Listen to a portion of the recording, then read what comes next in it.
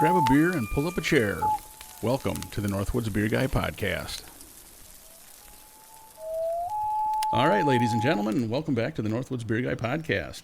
Today, I am joined by another very special guest. This gentleman and I have probably drank countless craft beers together, got in trouble before from our wives. It happens. But this gentleman is, he's in the Northwoods a lot with us, and I'd like to introduce you to BK. That's me. How's it going, man? Well, hopefully not in trouble today. We only have one wife at home, so half's our odds of getting in trouble. I was going to say, it's early yet, though, so we could possibly still get in trouble. You never know. That is true. Especially when my wife gets back home from doing what she's doing, so we'll see what happens. So today, BK brought down a number of beers from the Twin Cities area and a couple other ones from other parts that sound very interesting. So why don't you give a little info, what you thought about them? So, I shop around for beer a lot in the Minneapolis, St. Paul area, and then I live north of there, so I have quite a bit of selection. See a lot of stuff out of Duluth, see a lot of stuff out of Minneapolis. Happened into one small store where I know I'd purchased some mead before. And, of course, I had to give you a call because it was a little bitty mecca of strange beers that I hadn't seen. So we picked some of them out. I think out of the 5 or 3 are from Minnesota, I think, and then 2 are not. But always willing to try something new. So we're going to pretend it's spring because a couple of them are fruity and in that range of things that we don't normally partake in. Yeah, it'll be interesting to see how it goes because a couple of them are... I think a little more possibly on the sour side. And if you know Jim, who is on here, he hates sour. So I think we'll have actually a little bit better rating time than when we have Jim, because he pretty much shuts down when they get a sour. So anyway, when you called, I mean, first you sent me some pictures of this liquor store, and I was like, oh my gosh, I couldn't believe the selection they had for being a smaller store. It was impressive. It's a little mecca, just right down from Viking Stadium, Skull Vikes, I guess. There you go. And like I said, it brought me there because they had mead. Because Mike and I were on a tyrant to try some mead, and we actually did get a couple of good meads from there, and that's what reminded me that it was there. So on the way home from work, stopped in there, and so we weren't quite geeky enough to do a screen share with each other while shopping for beer. A phone call sufficed. Yeah, we were kind of afraid that people would really look, especially if he was having issues, and Yeah, maybe next time. Yeah, FaceTime in a liquor store might be frowned on. We're not sure. That might mean we have a problem. Mm-hmm. Well, hey, enough talking. Let's get into it. What's the first one that we're going to try? The first one is a MobCraft, and it is Limonata Love. It's an ale with lemon and lactose, and it is out of Elmwood Park, Illinois. Okay. And I think it said it was a 5% ABV. This is a 5%. Actually, it says idea submitted by, now that I'm looking at it, 2 sisters in Elmwood Park, Illinois, actually brewed in Milwaukee. Okay. Because I see MobCraft, I had a beer advent calendar last year from them, and it was, 24 beers over Christmas, and it had all different kinds of MobCrafts. So it was kind of cool because I've seen other ones where it's all like German beers or whatever, but and they're all very much the same, where these guys, they had pretty good selection, so I was impressed. So this one was not in there, so yeah, let's crack that bad boy open and see what it is. And the idea was submitted by, so I'm just thinking, hey, if 2 sisters in Elmwood Park, Illinois submitted this Limonata Love, we'll judge them later, we might have to come up with our own strange and wild beer to submit to them. Yeah, who knows? Let's see what it is, man. Let's try it. So, boy, that it looks very much, kind of like a Pilsner color. I mean, a little bit lighter. It's more clear, yellow yeah, than the golden of any. Boy, you can smell the lemon. That's actually not bad. I was going to say, I was worried that the lemon was going to be overpowering, a little bit, but it's not. Honestly, it's pretty refreshing. Actually, I was going to say hot day and out on the boat, one of these would taste really good, actually. Boy, that is surprising. I think it says it's got lactose, right? Yep. Maybe that's what's taming the lemon. I don't know. It could be. I don't get that sugary flavor, right? Especially in an aftertaste. Man, I don't know. That is surprising. I'm not going to lie. I was a little concerned going into this one because I just didn't know how it would be, but Well, that's as foamy as it was, then you get a little scared. right. But boy, that's like you said, on a hot day, I think if that was ice cold, that would be. You could drink several of them. And Yeah. I was concerned too with that much fruit or acidic from the lemon that you'd get, your stomach could get upset or whatever. I don't think you would with that. No. It's really very good. 5%. It's not over the top, so you could drink a number of them. That's yeah. That's an interesting one. Hopefully they keep making it. Good job there, sisters from Elmwood. That's right. What was it? Elmwood. Elmwood Park, Illinois. Yep. Yeah, that is interesting. They They did a good job. I mean, that's the artwork on the can is kind of interesting. It's kind of a baby blue, and then it's got, I guess that's supposed to be like lemon tree I would assume so. branches and such. It's not a lemon bush. We know. Yeah, yeah. Well, it could be. You never know. Yeah, that is not bad. No. There's a brewery I remember growing up in Kansas, and there's one in I believe it's Free State Brewery, and they had one years and years ago. It was called the Hitchhiker, and it was beer and lemonade basically. Okay. More on the tart side than this, but it was a wheat beer, and was good, refreshing when it was hot. I wouldn't want it when it was cool out or Sure. that kind of thing. Yep. But this was actually better than that one that I remember anyway. Huh. Yeah, that's something because, there's like, now, the thing I think I like about it is it's an ale. So, because you get a lot of times like with lemon and stuff, they go more to that shandy type style. Yeah. And I'm just not a fan of those. Where this one, I think the flavor is really good. I mean, that's. I'm impressed with this. Absolutely. Yeah, I mean, would this be my go-to beer all the time? No. But, like I said, it is surprising. I think it's pretty darn good. So I guess, Bryan, on a scale, we do a 5-point scale. 2.5 is average. I guess where do you think this one would fall? Realistically, this one totally blew my mind from what I was expecting. I was expecting the your typical, like you said, shandy, right? Yep. This one's not that. It's refreshing. It's not too lemony. I would go up to a 3.75 or a 4 on it. I would guess. Wow. I mean, it was totally different than what I thought it was going to be. So I'm really impressed. And again, I would buy it again. I think I would. Yep. Sure. Yeah, I think it definitely was surprising. I was not expecting this at all. So I'm personally, I think I'm probably at like a 3.5. But I can see where you could go higher. I mean, it's really a surprise. I mean, wow, that is something. Well, for me to buy a lemon beer to start with, it had to be on an occasion, right? This being the occasion, but right. No, it's not bad. We're not going to dump any of the rest of that out. Oh no, we'll find a way to get rid of that. I think so. That's good job, MobCraft. Yeah. I mean, I give them credit, man. That's well, and for taking somebody else's idea, yeah, and running with it. You think about that kind of puts you, and I'm sure they go through all these different ideas, and I'm sure there's been some really crazy ones, so they do their research. But boy, I tell you what, to take an idea from people and run with it and kind of come out with something like this, that's good job. Yeah, I want to look at we'll have to do a little more digging on the can and to see, I don't see, I guess we'll just have to go on their, we'll just have to go on their website and see how many of them have been submitted like that. That's an interesting concept. Right, exactly. All right. Well, that's the first one. I guess there's a little left. We might as well finish. Might as well finish that. I guess. Silly. And then we can move on to number 2. Waste not, want not. There you go. Yeah, even if it's getting warming up, it's not citrusy now. Now you get more of the ale flavor to it. There's nothing wrong with it. Nope. All right. So now we're going to move on to beer number 2. And Bryan, I'm not going to lie, I've been waiting for this one because it really, when you told me about it, I had never even heard of it. And I'm a big Dragon's Milk fan. Definitely. And, the vast majority of them, pretty much all of them, are dark beer, stout. They do have their white stout. Their white stout. And that one is like 5%. It's still very good.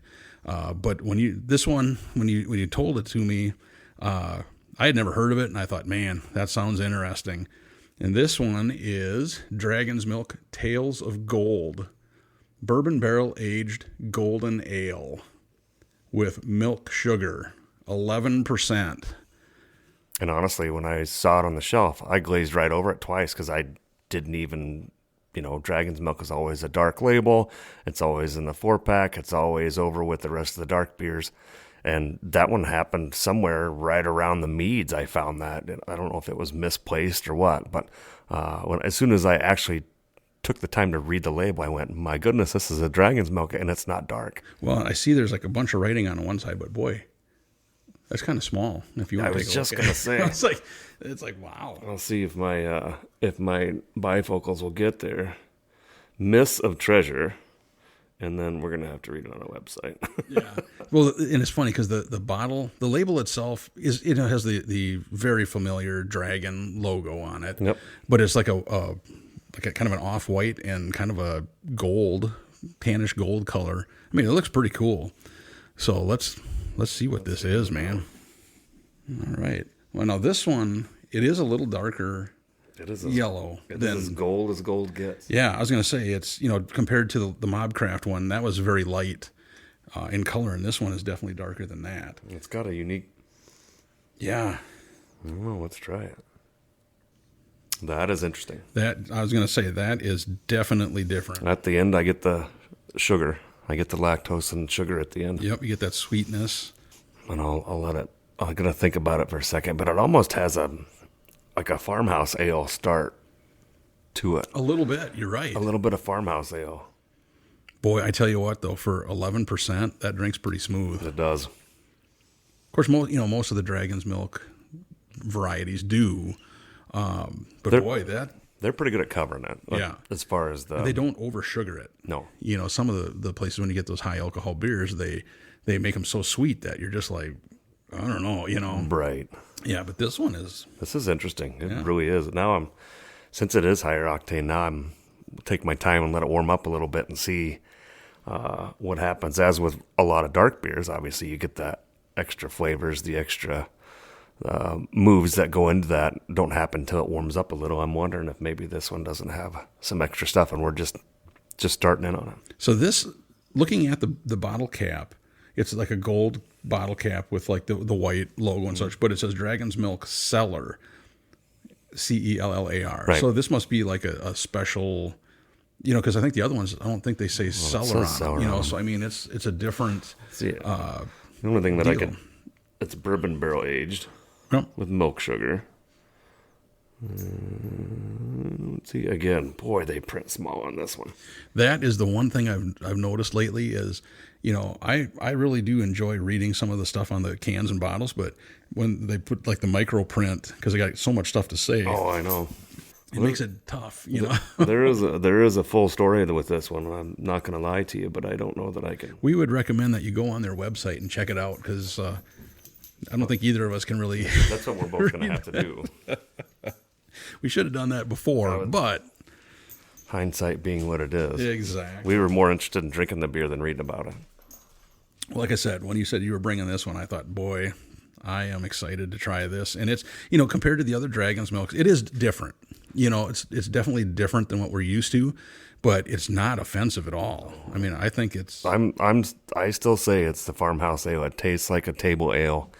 And now that it's getting a little warmer, being out of the cold bottle, yeah, I think this is one you could drink right at that 55-degree mark, and it would be even better. Oh yeah, yeah, that is something. I mean, it's you don't get a whole lot of head out of it, which you wouldn't with 11%. What's interesting though is that it still is. It's hanging on. It's still hanging on, which surprises me. Yeah, for that high alcohol, usually they don't. Right. Hang on to bubbles that long.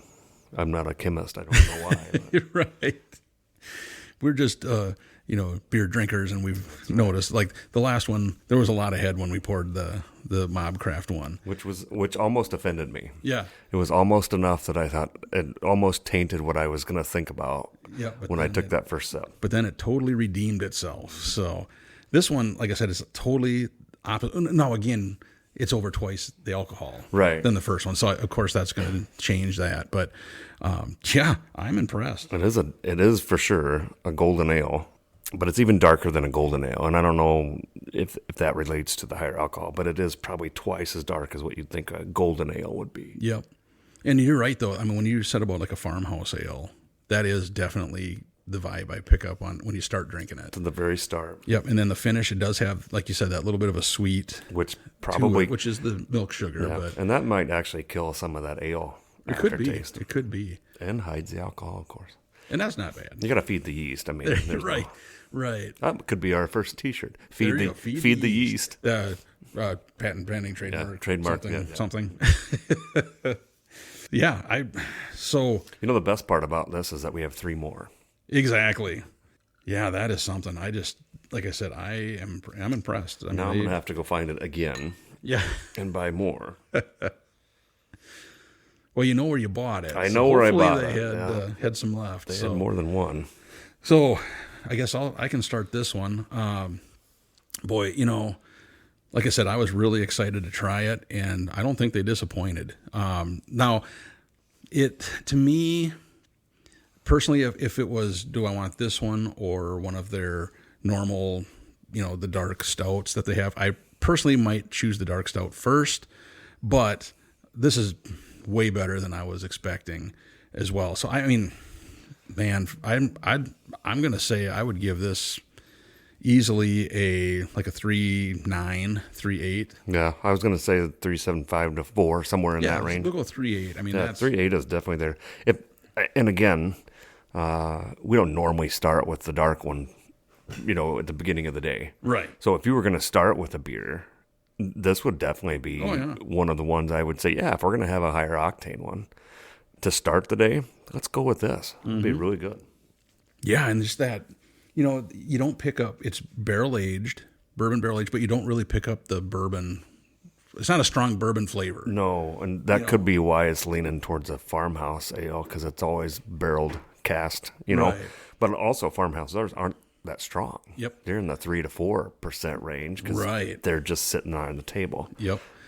Which is, again, that's why I didn't want to say it at first, because I'm, a farmhouse ale are typically 3 or 4%, not that strong. But this is very good.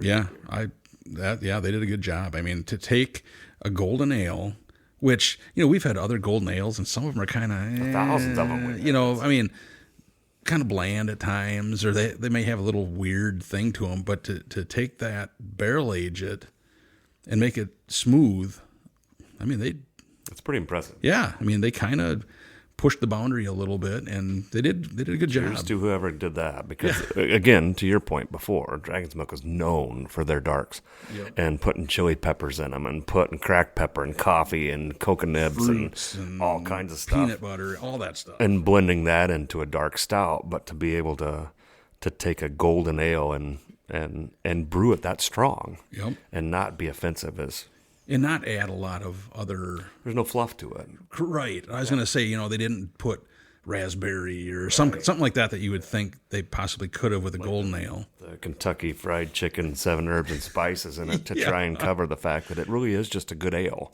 Yep, exactly. And like I said, I think they did a good job. That's awesome. So, I guess we'll finish these up here. I've got a little bit left here, but I'm impressed. The first 2 beers have been really good. We'll see how my choosing skills went. Very opposite ends of the scale between those two, honestly, but they did very well. And just know that when we picked these out, we kind of picked them out by color. Yeah. Right? So we figured that lemon one was going to be just almost like rusty rainwater, but it was a little darker. Yep. And then this one. So. And then this one is darker, definitely, than a normal golden ale. But boy, that is good. I'm impressed. Yeah, so that cements the fact that I got to go back to a little beer mecca. There you go. And kudos to them. 1010 Wine and Spirits in Minneapolis is where I bought these beers today.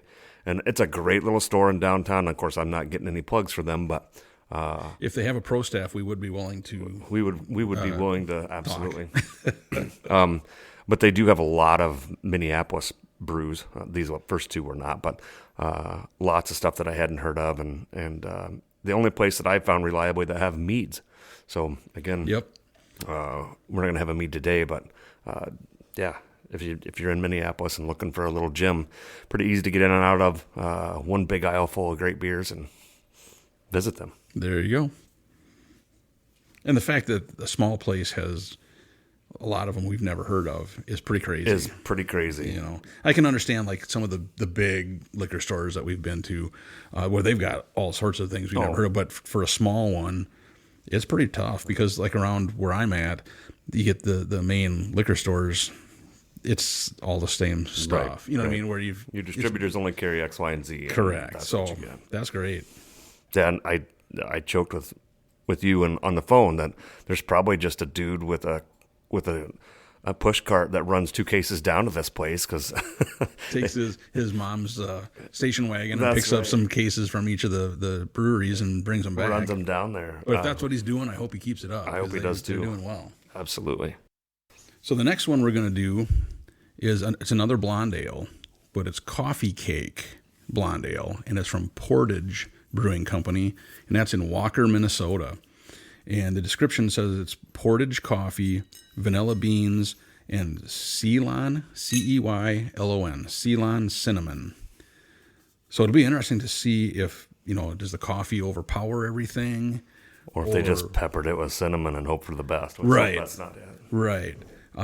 Sometimes the coffee ones, it's kind of weird because the coffee, I'm not a big coffee guy on its own. I mean, I don't drink actual coffee.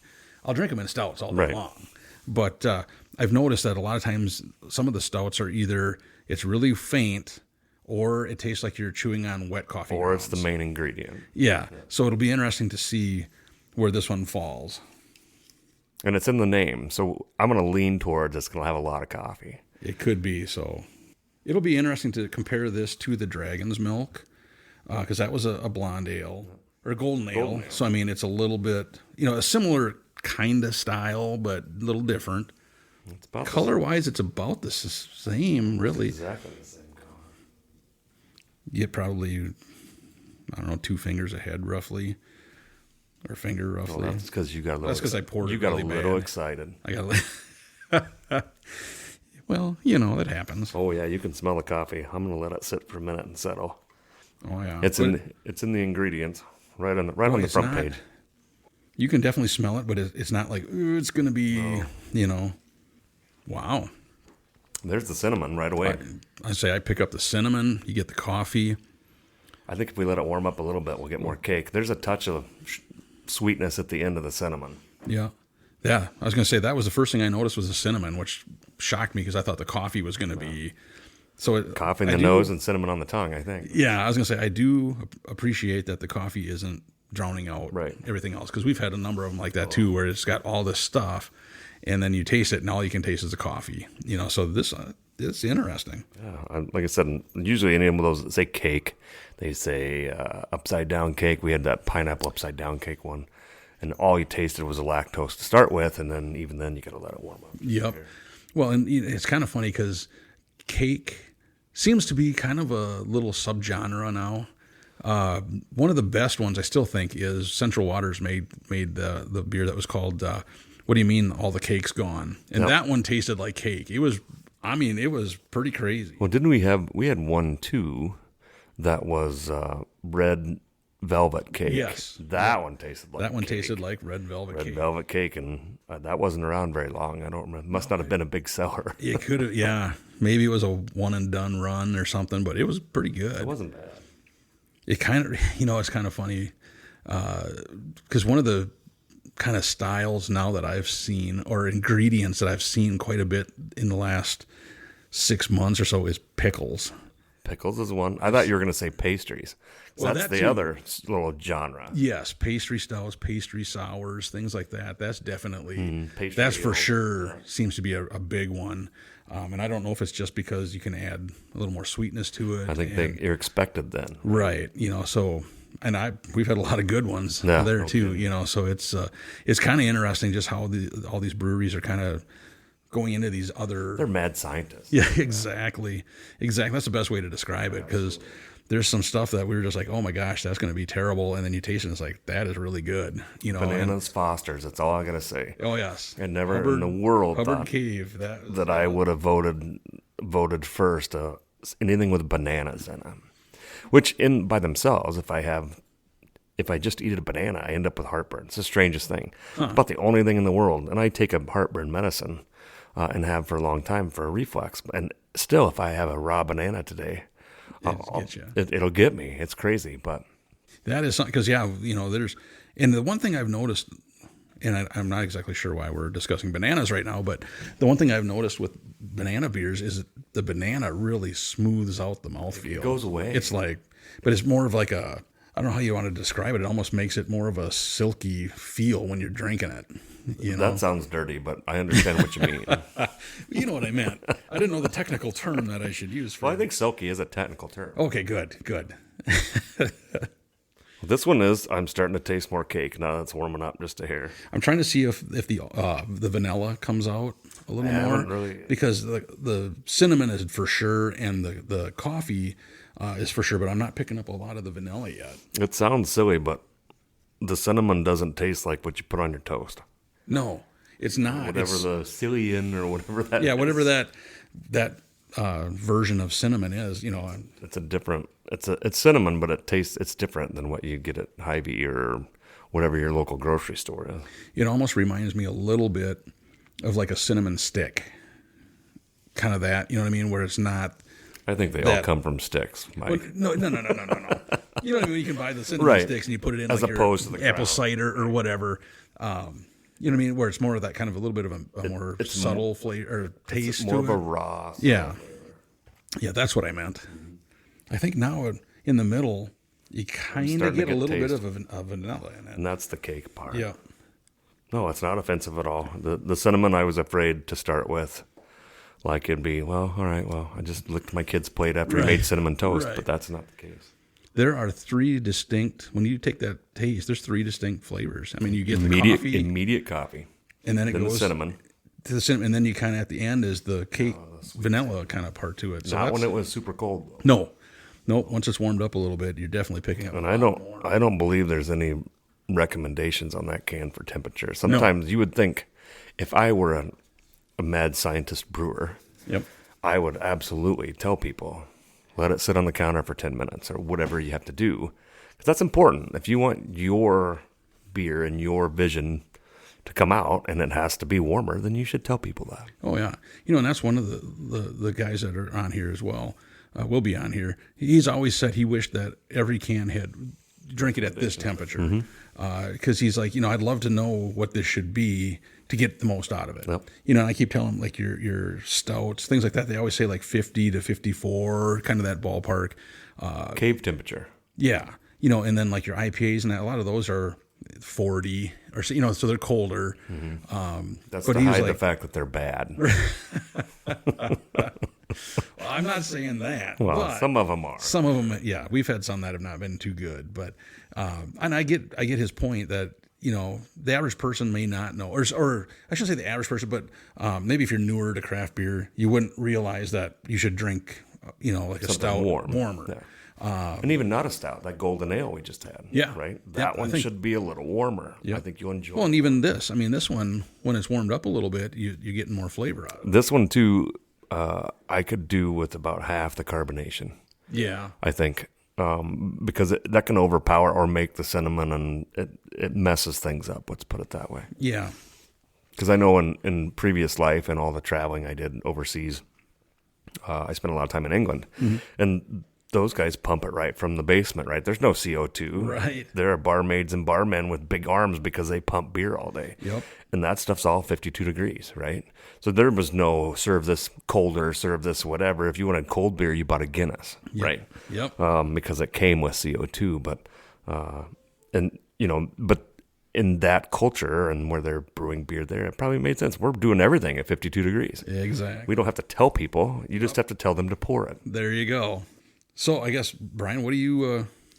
This one's tough. I would definitely buy it again just to have somebody else try it with me, right?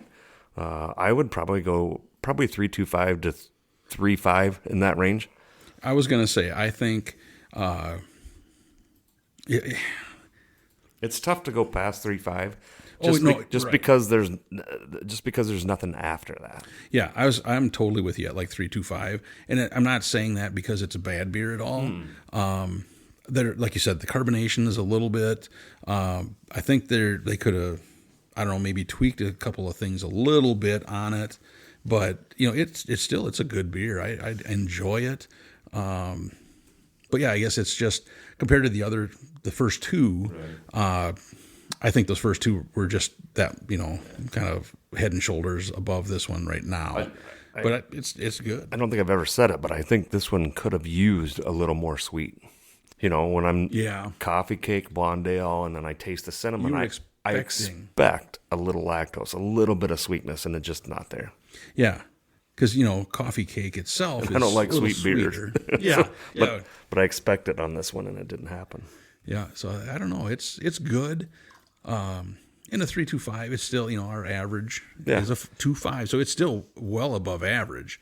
But I don't know. It was missing something.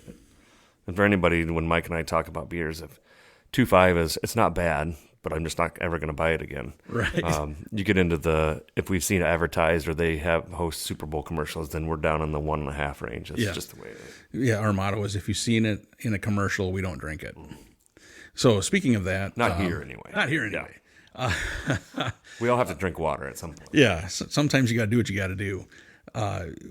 Just a little background too on Bryan and I. Up in the Northwoods, 3 times a year we do a beer tasting contest, I guess, and we have a number of people that join in, and typically we'll have 3 categories. The last category is always wild card, which can be anything, but then we'll pick, let's say we did ale and, one of the latest ones we had was it had to be east of the Mississippi, west of the Mississippi. Right. And one of our fellow competitors had a hard time figuring out which side of the Mississippi Somerset, Wisconsin was. Holding his map upside down. Yes. But when you go through, and then at the end, the person with the most points, because you get first place, however many people are there, say there's 8 people, first place gets 8 points on down to 1. And at the end, whoever has the most points is the champion for that. And we do them Memorial Day, 4th of July, and Labor Day. And I'm pretty confident that you and I are the top 2, have won the most of anybody. We've definitely won the most, and I for sure have the most second places. Yeah, you I think set a record for being bridesmaids. I have an entire closet full of second places that don't fit anymore. Not only does he hold that record, he is also the only person that was on double secret probation before he was even inducted as a member. That was a terrible story, and I should really be defended on this. But there really wasn't a defense for what you did, though. So for those of you, obviously, that don't know us, I was invited for my first beer tasting before we did a lot of points and before it was really organized. And my wonderful father-in-law and I were sitting beside each other. And the beer that we had was not great. And we try them all. It's just the way it is. And I told my father-in-law, I said, man, this thing is terrible. It's horrible beer. And Tom says, well, just get rid of it. And remember, we're drinking out of a taster glass. So you've got taster glass. Like an inch of beer. I had a little bit left, and that was it. And so I just threw it over my shoulder. And all of the air sucked out from underneath the canopy of this camper that we're sitting on this deck. And immediately I knew I'd done wrong. Well, the funny part, though, you chucked it. Everyone went, oh, and you looked around. I said, what? What? So, yes, he was on double secret probation before he was even a member. So, luckily, he was able to redeem himself. And I'm pretty sure the first one after that I won. So it was probably. You had to prove it. I have 2 cards. I'm the only one that has 2 cards. Yes. Or 3 cards. I have my double secret probation card. I have my member card and a champions card. Right. Because if you win, then you get a champions club card. So, yeah, it's fun. And that's kind of... Before we did it the way we do it now, which we had to change it to because we call it the unlimited days, and those are rough. Yeah, there were divorces and livers were on strike. Yeah, we were pretty much, you were done for the rest of the weekend because it was like, oof, he was rough. So there were not happy wives. No. I totally blame Tom for that. I blame him for lots of things. All right. So, yeah. So this next beer that we got coming up, I'll just preface it in the fact that I bought these in Minneapolis. And in addition to this beer that's coming up, I also bought a mead. And for those of you that are thinking, well, what's a mead? Is it mead the notebooks I had in high school? It is, but it's a mead in and of itself is a honey wine. And the honey wine which we've come to find out is always stronger and can be really pleasant to drink. Not fast, but good. So this next beer that's coming up is it's Honeycomb Catacomb, a honey double porter. And the gentleman ringing up my beer rung that up, and then he scanned the mead and saw honey on it. And he told me, he goes, hey, seeing all this reminds me. He goes, I just read this story.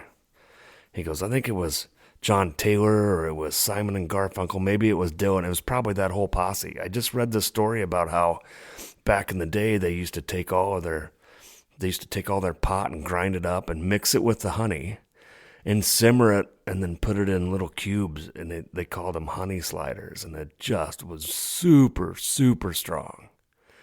And as I stand there in business casual in my glasses, I'm wondering why he's telling me the story. Apparently honey triggers things in people. So if anybody out there knows whether they called them honey sliders and whether it was Simon and Garfunkel or John Taylor or possibly Bob Dylan, let us know. Comment. We don't need the recipe. We're not that kind. We're not. But it seemed interesting that that would bring up the can itself that he's holding. This can is really kind of cool. And now this is from Modist Brewing in Minneapolis. The can, it's got 3, and they're bees, and they look like they're dressed up like, I guess, like monks or some kind, like a secret society type thing. You got a robe on and such, and one's holding a skull of something. The other's got a chain. Yeah, a chain, and then one's got like a book that it's reading from. There's a candle, and then in the background is like honeycomb. So that's a cool can. I mean, the rest of the can, it's the plain, just like a aluminum colored can with a wrap on it. But that is cool. But I've always liked a little bit of honey in beer, and I saw that one, and I went, well, that's double honey, and it's a porter, which is rare to see honey in a porter. It'll be interesting because a lot of honey beers, like I'm trying to think of. Like, what's the one from Liney's, the Honey Vice. Honey Vice. Right. I'm not a big fan of. No, it's too sweet. And I've had Lexington Brewing, they had one that was like a barrel-aged honey something. Yeah. And that was a golden ale. I didn't like that one. I thought it tasted really weird. So it's going to be interesting to have honey in a porter, a double porter. Does it say what the alcohol is? I think that one's 7 or 8. 8? 8.3, I think, maybe. Oh, yeah, 8.3. Yeah. So it'll be interesting. So let's give this one a whirl here. And I don't think we said this, the Coffeecake we had before, I think it's a 7%. I had it written down, I thought. 5%. So, again, not a heavy-duty one. Right. You almost expect a bee to fly out. I know. You have to pay attention to this can when you do the podcast and look at it. You really do expect to hear buzzing when you open it. I mean, it is a neat can. The graphics on that can are really cool. I give him credit for that. That's cool. Somebody has this tattoo. He can get. Oh, you know it, or something similar that inspired it. Right. Yeah, they are definitely among selling their wares. Yep. Boy, it's got a. I'm slightly concerned about the one with the chain, but I'll hold. Don't worry about it. I'll worry about friendly. that later. He's friendly. It's got a little bit of a. It's got a sweet smell to it. Yeah. I'm gonna let it sit for just a second, but. That is different. You get like the I swore in my head I would never say silky again when it related to beer. But this really does have I want to say something that coats your mouth a little bit, just a little bit. So that's got to be the honey in it. I will tell you, you get kind of that, like how with like when the malt and such, where you get like almost a little bit of a burnt flavor to some of it. Mm-hmm. It kind of starts with that, but that honey, I think, like kind of totally mellows it up. And we haven't read the can yet, but it's kind of smoky.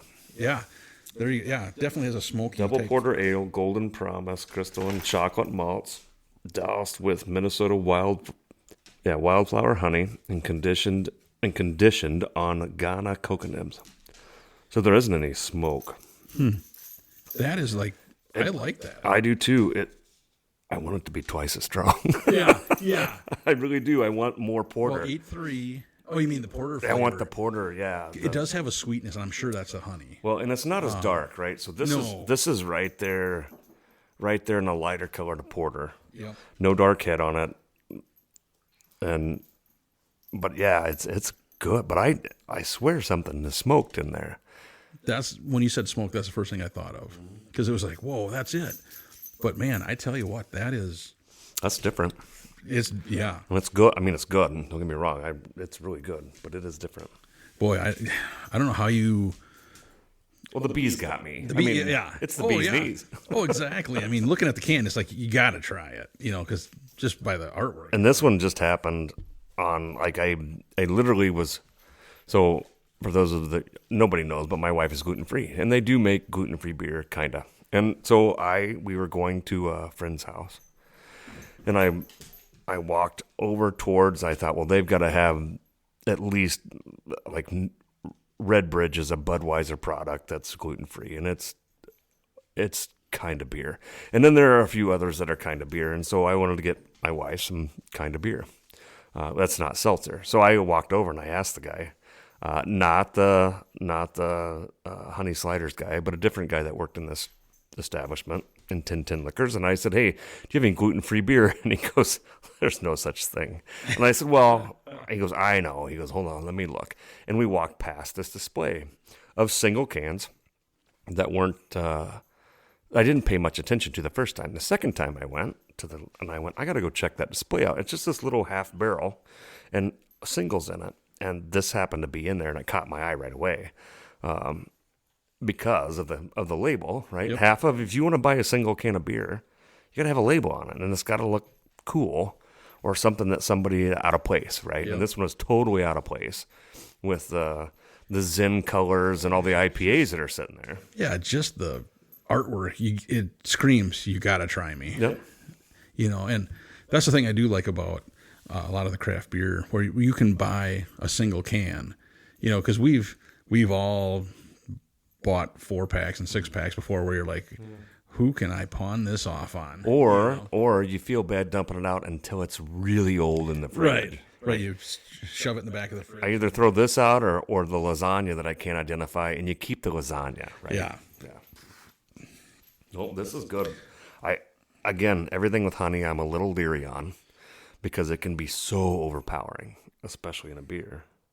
This one, I think it's good. I think they're lying to us. Something's smoky in here. I'm a guy who loves the smoked meats and whatever else. Something is smoky in this. Well, like I said, because I do taste, like I said, it's either a smokiness or like I said, sometimes it's not burnt, but it's got that little bit of a burnt flavor to it. Like a higher heat. Yeah. A higher heat fermentation or something. Right, or something. But or roasted. We've had the roasted hops, correct, right? Correct. That'll do it too. That'll do too. But like I said, and then the honey, it surprises me. Maybe they're burnt bees. It could be. We're not sure. It could be. You never know. Maybe that's why they're wearing robes. Sacrificial bees for the beer.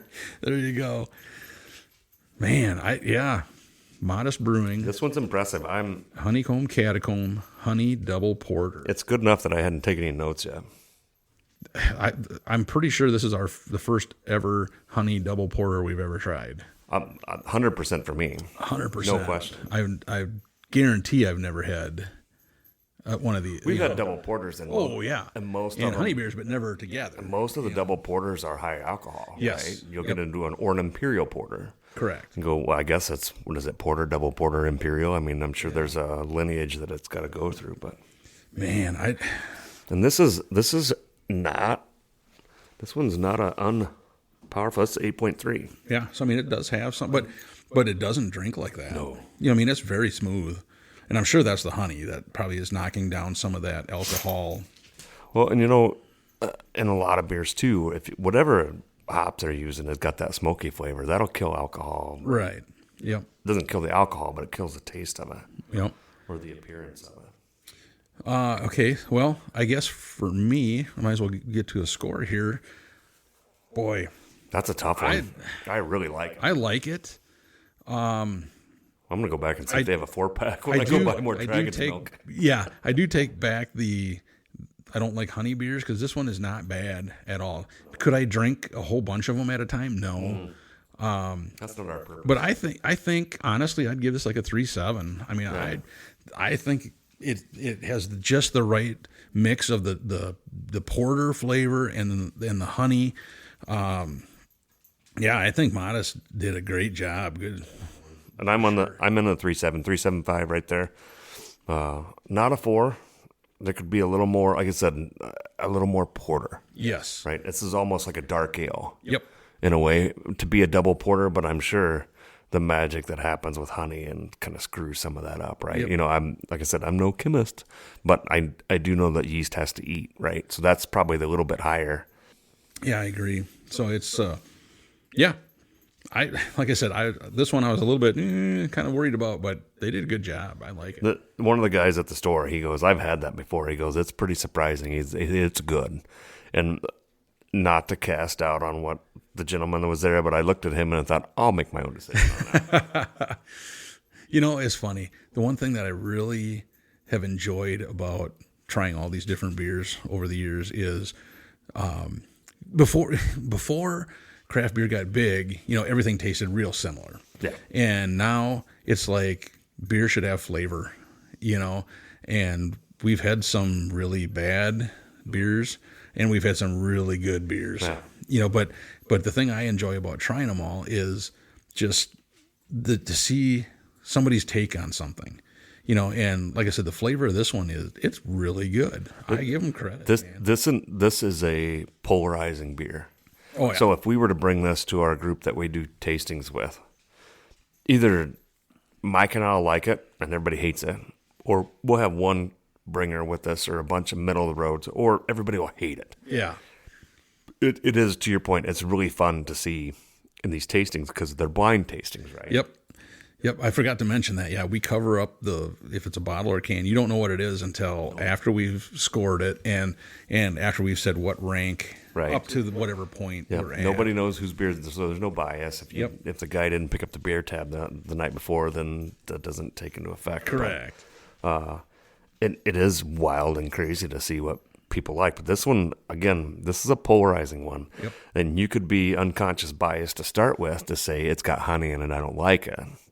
And in all honesty, there are a lot of bad honey beers. There really are. The bees get a bad rep on that deal.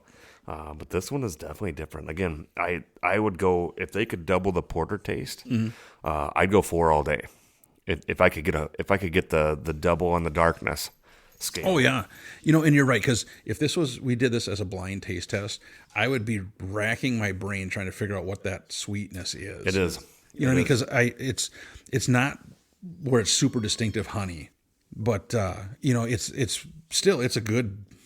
You know, we know it's a honey, so then you can pick it out. But I'd be like, I can't put my finger on it. And then when you say honey, it's like honey. Yeah, you know, exactly. So, but you're right. I think a lot of the guys that are in our normal tastings, I think a number of them would be like, I don't know, you know, it's too sweet or something like that. Right. Well, and several of them wouldn't even open the can if they saw it to start with.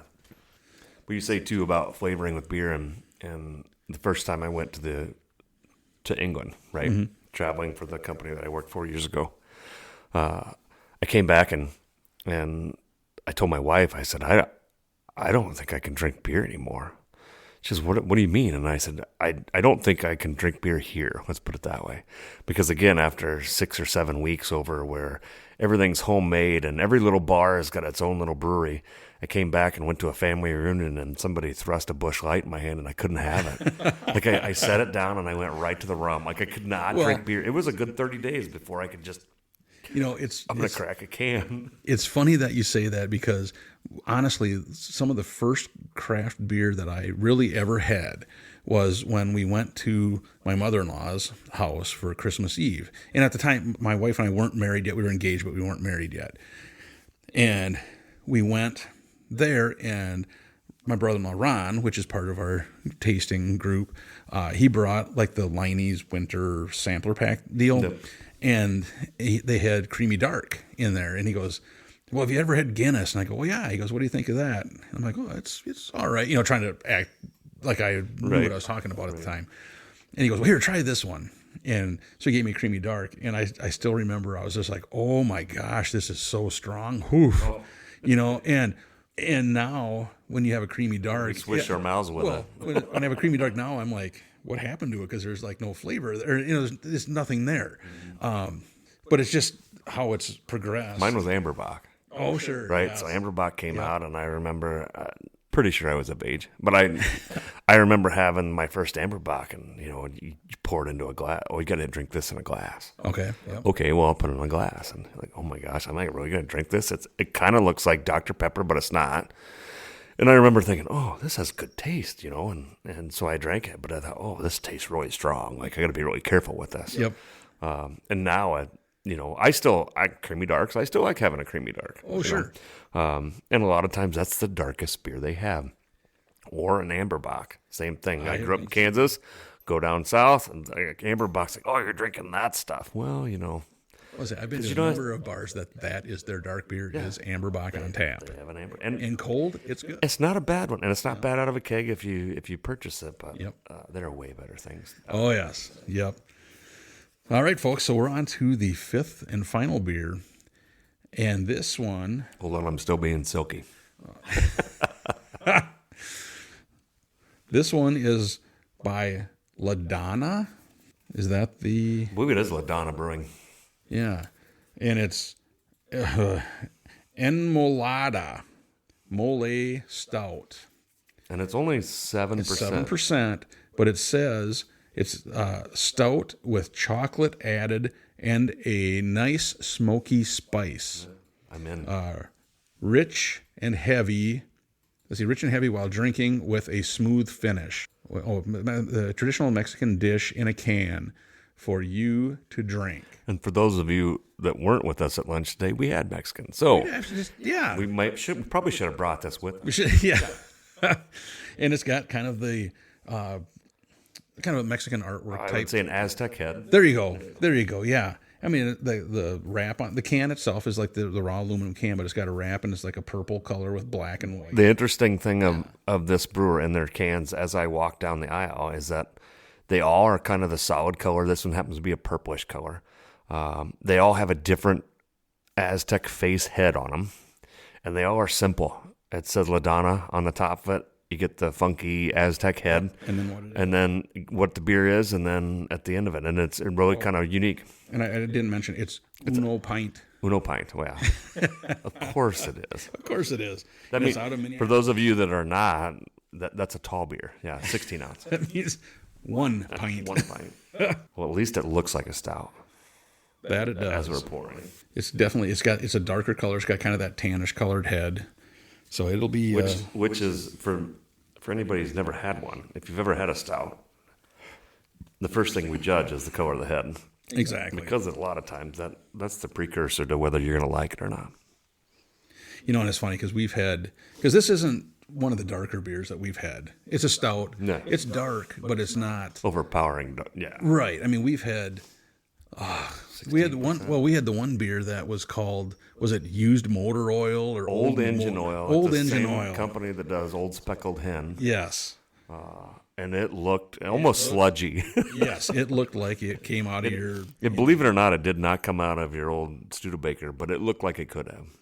For sure. It smells like it almost. That has a spice to it. Yeah, it smells like a pepper. That is something. It's smoky, and it has like a spice. They've got to have some kind of pepper in there. Yeah, it's poblano pepper, or it's chili of some sort. Does it say? It doesn't say. Does it? Doesn't say. But it definitely has something in it. Yeah, we'll figure it out once it warms up a little bit. It'll start to come out. That's different. It is different. It's not super strong. Nope. And we've had a number of pepper beers. Oh well, there were everything a few of them nobody could finish but me. Yeah. We've had habanero. We've had jalapeno. We've had ghost pepper. We've had chilies. We've had... Oh, man. One of the best ones was the very first Dragon's Milk Reserve. And it was some kind of a chili, and it was hot, but nobody cared until later. Right. But it was really, really good. Boy, this one, It's got some kick to it. it's got a little bit of a bite to it at the end. That is, when it said, smoky spice, I thought, okay, it's going to be smoky. There is a little smoke. There's a little smoke. So, I'm Not sure any more than the bees. No. Right? Right. And I'm sure that it's, they must have smoked the peppers or grilled the peppers or however you want to call it, and then added it. But it's like, wow, that's no carbonation after you first pour. That is something. Which is usually, you only see that typically on a really high alcohol beer. Like the head goes completely away, and this one just does not have it. Which I enjoy. I would rather not. Right. I mean, that is something. And like I said, you get a little bit of smoky after the swallow. Oh, there's some pepper. The pepper is in it. It's a slow I wish it said what kind it was, because it's, it's definitely, it's kind of funny because still to this day, the spiciest beer I've ever had was a jalapeno ale. Oh, that stupid jalapeno Remember ale. that one? It was just like, oh my gosh. It was stuck in the bottom of the barrel or the bottom of the bottle. Yeah, oh my gosh, that is spicy. The hottest one I've had, and I finished that beer, if I remember right. I was the only one that would do it. Jack Pine Brewing out of Walker, Minnesota. Yep. They have a jalapeno cream ale. And the first year we had it, I bought a 4-pack of them or a 6-pack, and I had one. And then guilted my father-in-law into having one. And he was not happy with me. It was really hot. The second year I had it, different peppers, different whatever. A little bit milder, and that's the first time you had one. I brought you one. Yep. But it's still... But it was almost stupid hot. But the cream ale part of it's really good. And then... If you can get to it. If you can get to it. You have to set your mindset to go, I'm going to power through this. Oh, my God. All right. Oh, my goodness, it's hot. To get to the cream ale. Oh, yeah. Well, and it's kind of fun because when I mentioned ghost peppers, because I had picked up a bottle, and it was, of course, the big bottle. It was from Central Waters. It was Space Ghost, and it had ghost peppers in it. And it was really dark. And I brought it to Jim's house for New Year's Eve one year. And we had taster glasses and poured him a glass and myself a glass. And he took a sip and said, yeah, you can have it. And the crazy part, though, was that it was hotter than this. I'm not going to say that, but it was nowhere near that jalapeno one. No, and it had good flavor, but I ended up drinking the rest of the bottle. And it was fine, but if you're not into spice, like this one, if you're not into spicy things, I don't think you'd like it. No, this is hot enough that the casual... I can still feel it. The casual Wisconsinite or the casual Minnesota Northwoods person is not going to... They're not going to embrace it. They're not. Like I said, I don't think Jim would like this one, just because it's definitely... It's hot. It's not hot, but it is spice. But it's got a spice to it. I'm glad it's our last one. Yeah, right. I mean, because this could ruin... It could ruin your taste buds. Now I kind of wish there was a little honey left to kill it. Yeah. But no, for anybody that likes spicy stuff, yeah. We knew what we were getting into. Yes. Yep. When it says on the back, your local cerveza, and it tells you there's peppers in it, you have to know that it's going to have a little And it kick. didn't really say pepper, though. It just said it had spice. Well, smoky spice. So I'm a little lacking in my thinking here, but mole is a sauce. Yep. Well, and you think about it, if it's because we've had a lot of other Mexican style. I'm not talking about just like cerveza, but they'll have like Mexican chocolate or Mexican hot cocoa, Clown shoes, and they all have pepper. Yep. So we should have known. Well, no, I knew when it said mole. So mole is a sauce, and I'm trying to think what pepper is in mole. I was thinking it was hatch chilies, but I could be wrong. But when they said mole, I love mole sauce. And sometimes mole sauce will make that you pay for it for hours afterwards. And sometimes the next day. But I just figured this is something different. And it definitely is. This is, I mean, there's a slow burn on it. Like this is something that you are not going to pound one of these and. No, I was going to say you wouldn't. You should have a lemonade one right after. Yeah. I was going to say you wouldn't want to drink a bunch of them, but it's good. I mean, to me, it definitely. There you go. It's definitely different, but it has just enough spice to it that keeps you. Well, I think keeps your taste buds going. I think you'd ruin it too if you tried to make it too strong, right?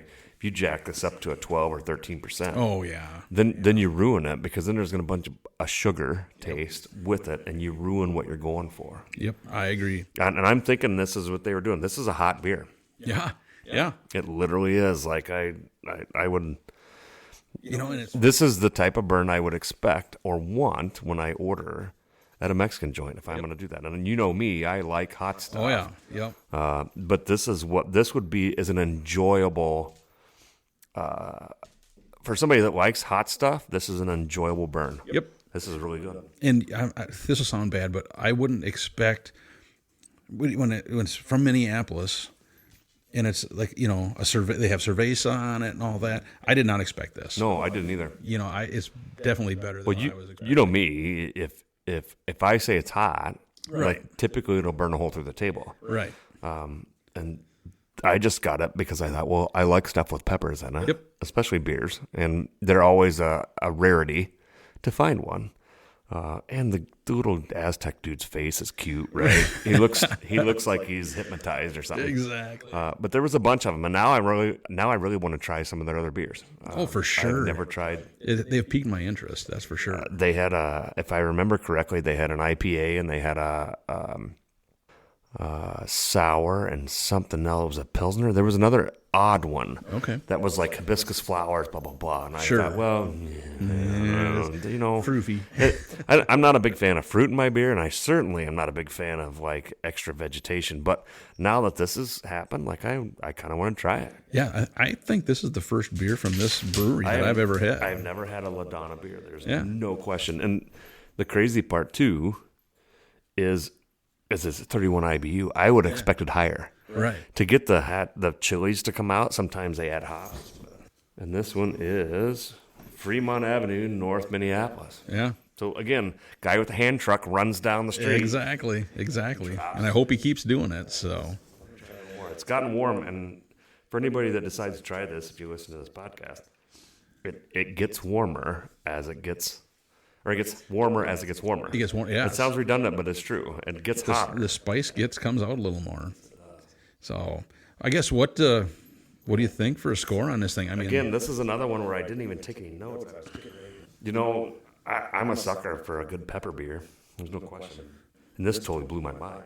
I don't want the extra darkness in this one. Yep. I'm still paying for the last drink I had, but not in a bad way. You know, anybody, if you're doing late ice fishing, this is one to have. I'm telling you right now, you're not going to be able. You're going to be wearing shorts out there. I would say I have to. I'm going to say I got to go 4. I got to go a 4 on this one. Okay. It's blown me out of the water. Like I expected a little pepper. Yep. But for me, I got to go a 4 out of 5 stars. It really has impressed me. You know, that's higher than I thought you would have said. But it's still stout. That's the whole thing. I still get the Correct. bitter. I still get all that, but then I get a long burn pepper with it. Yep. And that's tough to do. Yep. It shocked me personally. Like I said, I think it has enough pepper that it awakens your taste buds. Yep. You have that little burn on the end. And like I said, if you don't like any kind of pepper burn or you're not used to it, you probably wouldn't like it. It's a 5-minute heat. That's what I would. Yeah. Oh yeah, for sure. I mean, it lingers, but it's not like, like I can't hardly taste anything. It just kind of has enough that it awakens your taste buds. Dude, I was gonna say like 3.8, 3.9. So I mean, 4 is right there. I mean, I'd go with a 4 with you because it's we'll meet in the middle. Because I would go higher, but again, if I'm gonna have a stout, Yep. I want a little more bitter, a little more. Yep. Yeah, if I'm gonna go, I would have gone higher, except for I want more stout. It's a perfect blend of it. It really is. If they'd gone higher stout, you'd have lost the full pepper flavor. Yep. Which I enjoy. So to me, that's worth the bump from the 3.8, 3.9 to 4. Yep. Not enough stout. I know I could go back, and you could probably go back and see the very first Dragon's Milk Reserve, which had the hatch chilies in it, which was this kind of warm. It really was. But there was that more to it after that, right? That would push me past that 4. But for me, this is one, I want to have one of these in my fridge so that if somebody that likes dark beer, likes spicy stuff, whatever else, hey, we're going to try this. Hey, we're going to have enchiladas, we're going to try this. Or we're going to have nachos, try this. Like I said, this is the first beer from this brewery that I've ever had, and I want to try more. Yeah, well, because like I said, they did a good job. And like I said, I like heat, not stupid heat, but I do like, having some spicy stuff. And it is almost, like I said, almost the perfect level to where you can feel it and it lingers, but it's not like, it doesn't burn your throat. Right. It So, it just sticks in your mouth. And it is feels good. That is a really good beer. So, Bryan, out of the 5 beers that we've had, what do you think your top 3, or let's go with, what is your top 3, and was there a beer in here that you would say, buy that one? Boy, I would have to say the lemon one and this one knocked my socks off, right? Totally beyond expectations. If I were going to buy it for myself, I'd buy this one, and then I'd buy the Dragon's Milk. Yep. Those would be the two. The others were really good. Yep. Now, if it were a hot day and I saw all three of them sitting in a cooler, I'm going to grab one of those lemon ones every day, all day. Yep. None of them were bad. To me, the Coffeecake one was the least as far as, but it wasn't a bad beer at all. No. Yep. It just, I wanted a little more of the label. Like, if I could have licked the can and gotten more cake, I would have done it. Right. For me, the two of them really surprised me. Well, I should say three. The lemon one surprised me. Mm-hmm. The honey one surprised me, and this one surprised me. The Dragon's Milk, I had a pretty good feeling. We had high expectations. Yes, very high expectations, and it met them. So, but still, I guess my top three, the Dragon's Milk is there. This one, the Mole, I think is there. And man, it's almost like a tie between the honey and the lemon one. That's the Coffeecake one. Like you said, I agree with you. If it had just a little bit more of something, it would have been higher. So I mean, the two that tied for me and that one were neck and neck. Right. Anyways, I mean, so we did not have a bad one. Well, we can actually split that. So if it were going to be hot day on the pontoon, we're going to go lemon. If it's a warm night under the fan, sitting on a campfire, I'll go with the honey. Yeah. Right. Yep. That's a perfect way to say it. And, honestly, if somebody, my opinion, if you wanted to try something different and good that I was going to say, buy that. I'm going with this last. The pepper one. If you want to get outside of your comfort zone, which is important to do when you're tasting beers, right? Yep. Mike is a proponent, always try everything, and I wasn't there for a while. I did bring extra beers too, and I was never a sour fan, but now I try them. Right, you can't not have them. Right. So again, I've gone outside of my comfort zone. This pepper beer, this Dona, and it is the Mole Stout. If you want to try something out of your comfort zone, absolutely try one of these. I agree 100%. Make sure that if you don't like hot stuff, then you have a chaser, like maybe milk or right, muscle milk or something, whatever you're gonna do. But it's not. Like I said, I think for the average person, it wouldn't be. I take that back because the average person, it would be hot. I think if Jim or the other Bryan were here, they would think it was hot. It'd be spicy hot. Yeah. They wouldn't admit it, but right. Jim would. Yeah. Jim would admit it in a heartbeat. But these were good, Bryan. You did a good job picking these. Well, I had help, right? We had a conference call about it. That is too. In the store. In the store. Yep. So, all right, folks. Hey, thanks for joining us. And I think Bryan and I are going to finish these off. And Bryan will be back again, and we'll see what else he brought. So, thanks for joining us. And as always, I hope that you guys enjoyed it. And we'll see you next week. Absolutely. Thanks for having me, Mike. You bet. Thank you for listening to the Northwoods Beer Guy podcast. If you have a question, a comment, or a beer you'd like us to review, please feel free to send us a message at northwoodsbeerguy@gmail.com. You can also find us on Facebook, Twitter, and Instagram. If you're on Untappd, look up Northwoods Beer Guy and send a friend request. Until next week, I hope all your campfires are warm and all your beer is cold.